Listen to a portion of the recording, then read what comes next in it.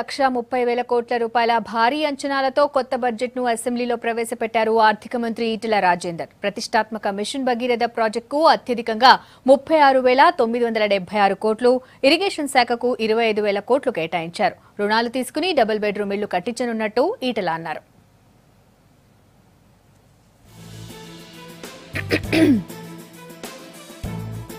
మూడోసారి రాష్ట్ర బడ్జెట్ను అసెంబ్లీలో ప్రవేశపెట్టారు ఆర్థిక శాఖ మంత్రి ఈటెల రాజేందర్.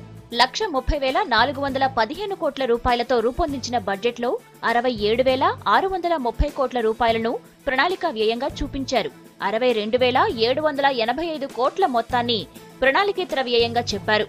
ద్రవ్యలోటు 23,467 కోట్ల రూపాయలని, రెవెన్యూ మిగులు 3,318 కోట్ల రూపాయలని చెప్పారు. ఇక మిషన్ భగీరథ పనులకు 36,976 కోట్ల రూపాయలు కేటాయించింది. నీటిపారుదల ప్రాజెక్టుకు 25,000 కోట్లు అలాట్ చేసింది. అందులో పాలమూరు, సీతారామ, కాళేశ్వరం ఎత్తిపోతల ప్రాజెక్టులకు భారీగా నిధులు కేటాయించింది. పంచాయతీరాజ్ గ్రామీణాభివృద్ధి శాఖకు 10,731 కోట్లు ఇచ్చింది. మిషన్ భగీరథ రూపాయలు 36,976.54 కోట్ల వ్యయంతో జరిగే పనులకు ఇప్పటికే పరిపాలనా పరంగా మంజూరుని ఇచ్చాం. పనులు కొనసాగుతున్నాయి. ప్రాజెక్టుల నిర్మాణానికి మిషన్ కాకతీయ పనుల కోసం బడ్జెట్లో ఏకంగా 25,000 కోట్ల రూపాయలు కేటాయిస్తున్నాం. రైతు రుణమాఫీని 100% పూర్తి చేస్తామని మంత్రి ఈటెల చెప్పారు. ఇందుకోసం 3,718 కోట్ల రూపాయలు కేటాయించామన్నారు. వ్యవసాయానికి 6,759 కోట్ల రూపాయలు అలాట్ చేశామని, వచ్చే ఖరీఫ్ నుంచి 9 గంటల విద్యుత్ సరఫరాకు చర్యలు తీసుకుంటున్నామని చెప్పారు. మరోవైపు ఆసరా పెన్షన్లకు 4,693 కోట్లు, కళ్యాణ లక్ష్మి అమలుకు 738 కోట్లు అలాట్ చేశారు. ఎస్సీలకు 7,122 కోట్లు, ఎస్టీలకు 3,752 కోట్లు, బీసీలకు 2,538 కోట్లు, మైనార్టీలకు 1,204 కోట్లు, బ్రాహ్మణుల సంక్షేమానికి 100 కోట్లు మంజూరు చేసింది. మహిళా శిశు సంక్షేమానికి 1,553 కోట్ల రూపాయలిచ్చింది. షాదీ ముబారక్ కోసం గత ఏడాది రూపాయలు 100 కోట్లు కేటాయించాం. మరో 50 కోట్లు అదనంగా కేటాయించామని ఈ సభకు సగర్వంగా తెలియజేస్తున్నాం.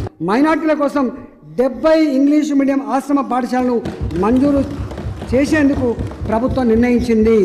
2016-17 నుండే ఈ స్కూలు ప్రారంభం అవుతాయి.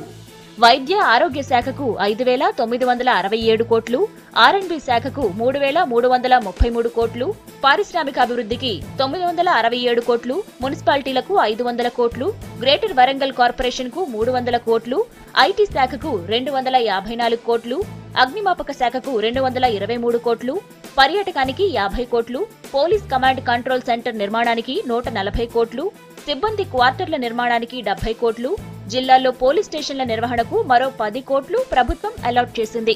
రాష్ట్ర వ్యాప్తంగా 40 చోట్ల డయాలసిస్ సెంటర్లు, 40 చోట్ల డయాగ్నోస్టిక్ సెంటర్లు ఏర్పాటు చేయాలని చెప్పి నిర్ణయించాం. వైద్య పరికరాల కొనుగోలు కోసం రూపాయలు 600 కోట్లు. గత ఏడాది 60,000 డబుల్ బెడ్రూమ్ ఇళ్లను మంజూరు చేశాం. జిహెచ్ఎంసీ పరిధిలో మరో 1,00,000 ఇళ్లు నిర్మించాలని చెప్పి భావిస్తున్నాం అధ్యక్ష. అడుకో నుండి ఇతర ఆర్థిక సంస్థల నుండి రుణంగా తీసుకుంటాం. ఇది బడ్జెట్లో పేర్కొన్న వనరులకు అదనం. నాణ్యమైన విద్య అందించేందుకు చర్యలు తీసుకుంటున్నట్టు ఆర్థిక మంత్రి చెప్పారు. మైనారిటీలకు 70 ఇంగ్లీష్ మీడియం స్కూళ్లు ఏర్పాటు చేస్తున్నామన్నారు. కేంద్రం నుంచి కేవలం 450 కోట్ల సాయమే అందినా ఇబ్బంది రాకుండా జాగ్రత్త పడుతున్నట్టు చెప్పారు. మరోవైపు అసెంబ్లీలో ఆర్థిక శాఖ మంత్రి బడ్జెట్ ప్రవేశపెట్టిన సమయంలోనే శాసన మండలిలో ఉప ముఖ్యమంత్రి కడియం శ్రీహరి బడ్జెట్ను ప్రవేశపెట్టారు.